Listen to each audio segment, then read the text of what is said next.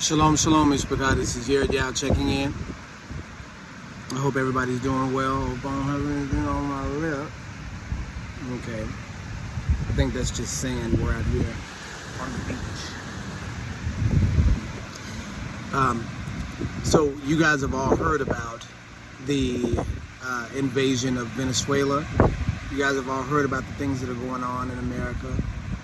I saw this morning that Trump is giving 20 days before Greenland will be taken over. So you guys can see, the direction that current events is going in. You're actually looking at a dictator who is invading sovereign nations, exactly like Hitler did in the 1930s, right? So here, 100 years later, we have a dictator that is in the spirit of Hitler, with white nationalism and world takeover, and everybody is just going about their business, like it's another day, like it's another normal, regular world that we live in. The world has just been turned on its head because now you have a marching dictator. Do you see what I'm saying?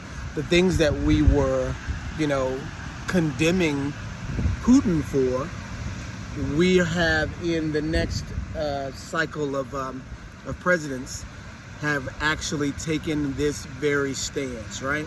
We've actually taken that stance and become the dictator ourselves. And this is nothing new. We've actually taken over countries before, sovereign countries before. Hawaii was sovereign, we took it. Puerto Rico, I know that's not a state, but it has state privileges and, kind of a semi-autonomous understanding. But in all actuality, these weren't hostile takeovers. And you could say that Hawaii was, but in this vein, Venezuela is an up and running country with its own forces, its own police, its own everything. And we've gone in and taken over, right? We've done a clear regime change in Venezuela for some purpose, right? And so I saw a map yesterday online about the Western technology state, right? And we've been talking about this with Peter Thiel and Oracle and AI integrated systems. You guys, you're looking at AI being the implementing tool behind the mark of the beast, you guys. You've got a system that is integrated into every social media platform, is integrated into every web-based application, is integrated everywhere. And before long, it'll be integrated into your DMV. It'll be integrated into the police department. It'll be integrated into the IRS, the tax system.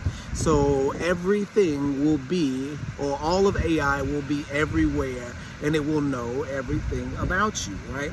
Because you've input into it the things that you believe in and the things that you stand for, right?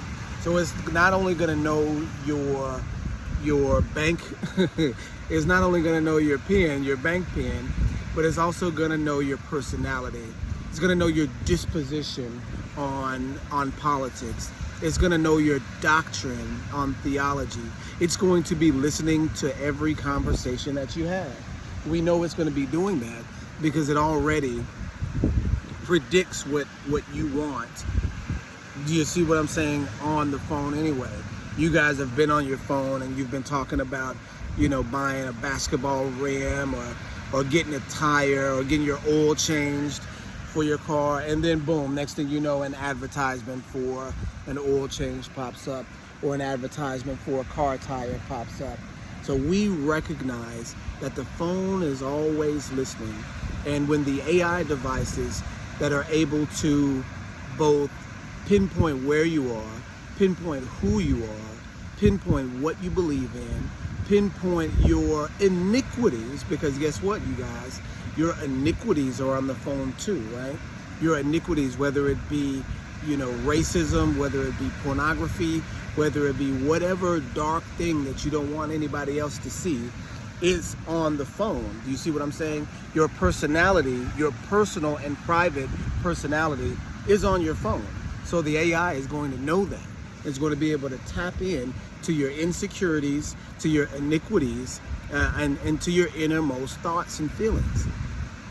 You understand? So it's going to be like a very powerful entity itself, which lends credibility to the concept that this is the mark of the beast system burgeoning. Do you see what I'm saying? AI as in Yah backwards or EI backwards. You guys understand that IA or YA is meant to be Yah. So that backwards is AI, right?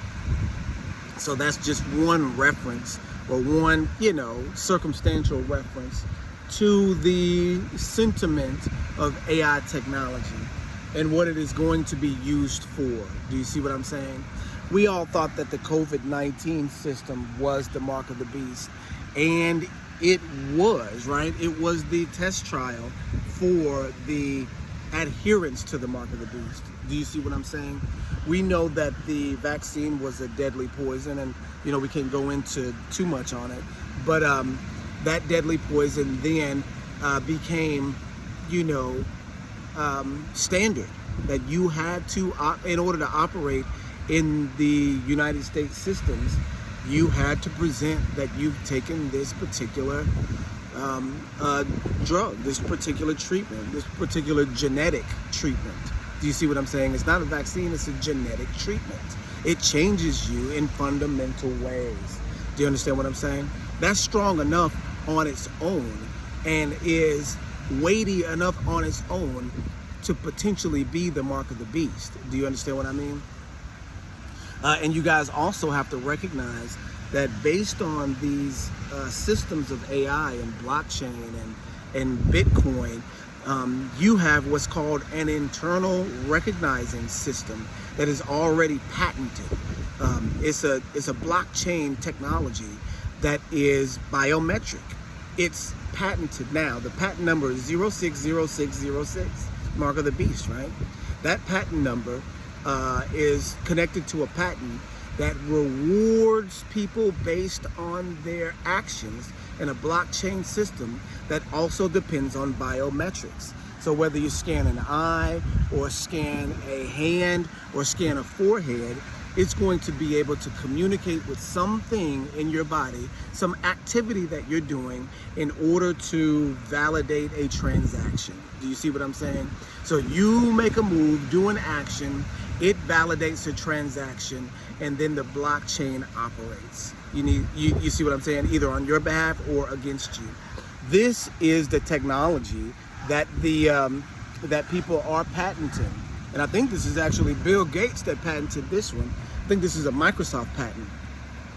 But it is operating off of a blockchain system that rewards you based on some satisfying mark or action or activity.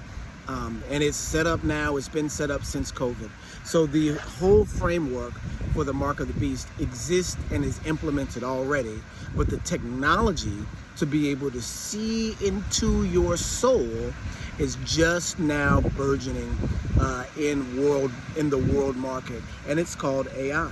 At the same time, the children of Israel are waking up to who they are as a people. At the same time, the children of Ashkenaz, the Magogites, are being exposed for who they really are. At the same time, a man whose name is Trump, which means trumpet, which means pay attention, is conquering Venezuela to make a one nation Western bloc. Do you understand what I'm saying? Venezuela's conquered. It's done. It's already knocked out of the box. Do you see what I'm saying? Do you guys remember when the Navy chief, the Navy admiral, quit his position, quit his post because he said that they were going after innocent people in Venezuela? Do you think that he would know that the whole plan was to conquer Venezuela and then other countries after that? Do you think he knew that and was getting well out of the way before the time came? Yeah, I think so. I think that's what this is all about.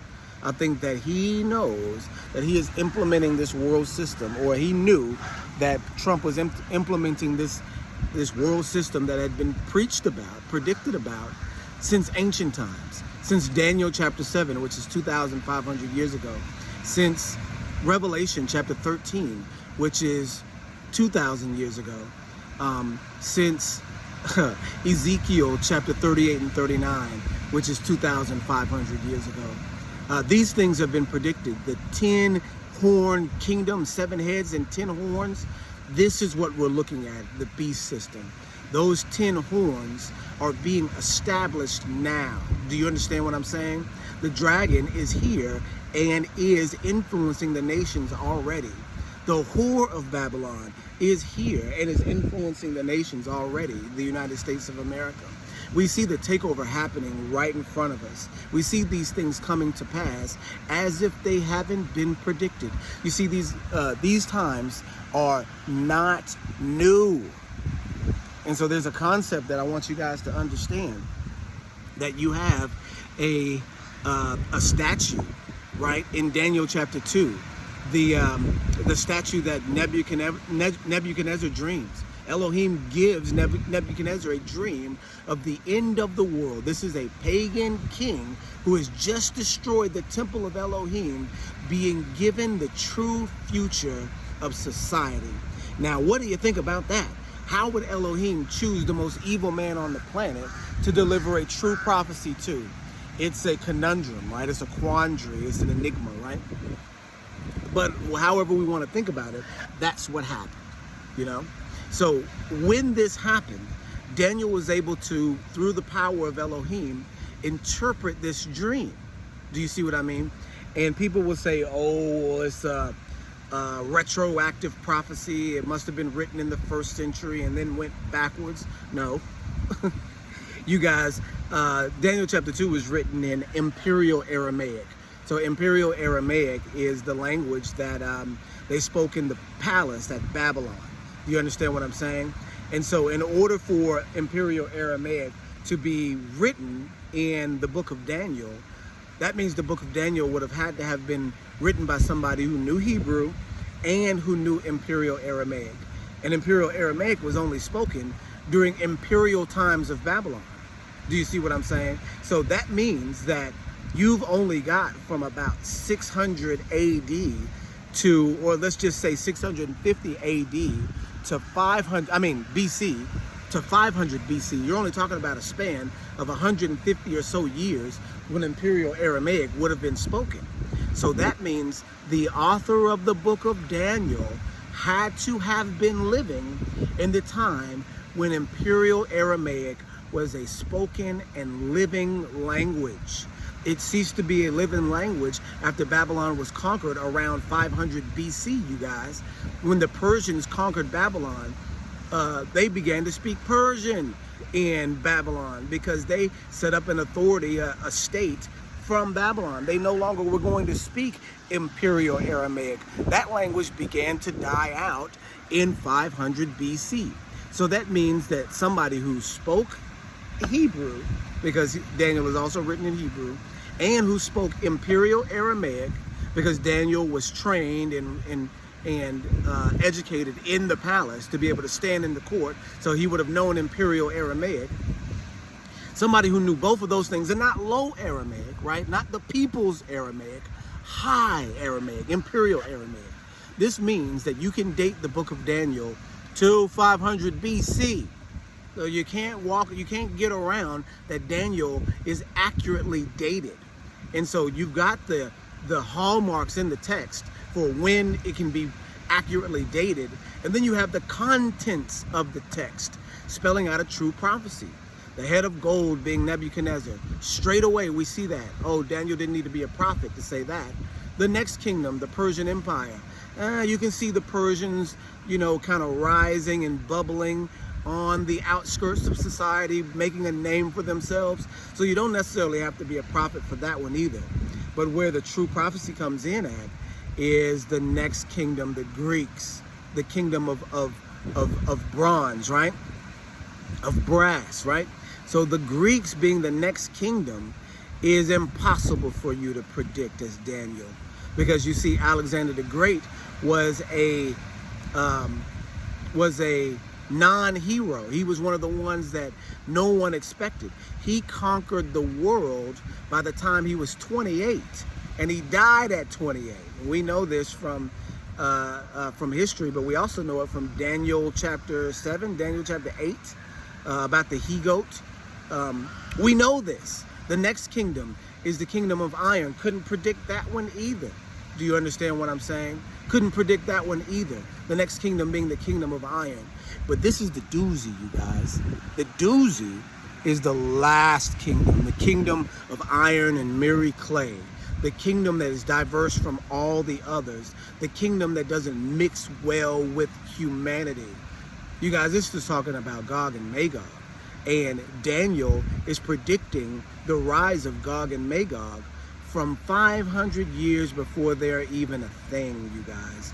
So this is a clear-cut, substantiated prophecy that Daniel is giving us about a 10-horned kingdom in the far future that has access to the Israelites to stamp them out and tread them asunder, to change times and laws. And that's what we're seeing now. We're seeing the implementation of that last beast system. This means that Daniel and the prophecies in Daniel are correct, that you're able to see in the far future. If you were in the 5th century BC and believed Daniel, do you understand? If you believed him, you're looking at the future. You're looking in the text at a time machine. You're looking through a portal into the future. And guess what, you guys? People don't want to believe that. People don't want to say that, oh, something like that is possible. But wait a second. Of course it is. If Elohim created the end from the beginning, that means the beginning and the end are standalone.